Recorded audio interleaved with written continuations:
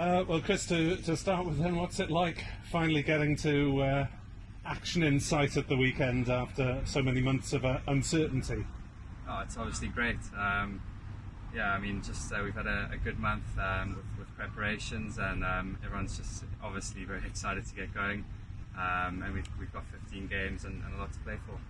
Has it been a question of compressing the usual preparations because you had to get back up to speed physically first?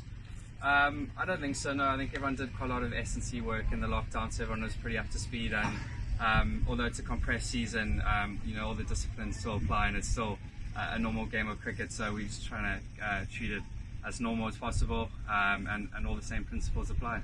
There's going to be an extra bit of enthusiasm around at the weekend when you finally get out onto the field for the first time, isn't it? Yeah, I think enthusiasm won't be an issue. It might be trying to calm it down a bit, which might be the main issue. Everyone's obviously really up for it, and I just want everyone to show a lot of fight over the next 4 days.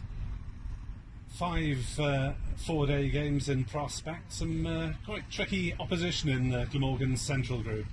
Yeah, we've got I think 4 or 5 first division teams, which is good for us. It's a good test for us, and maybe people won't be expecting a lot from us, which puts us in a really good position.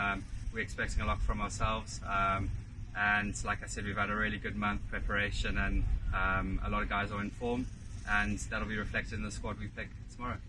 When you say putting expectations on yourselves, do you think you're potential contenders to actually win this?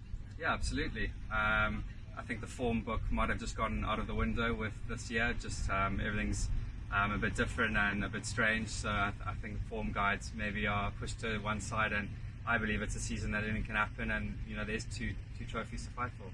What about Somerset as first opponents then? A side that's been in the first division, and you haven't played them since 2007, I think, in the 4-day format.